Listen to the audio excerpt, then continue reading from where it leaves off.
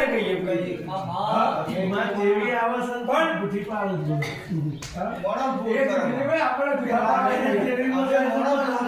ગોવિંદભાઈ નીચે આવીશું મારા એક શબ્દમાં બોલો પણ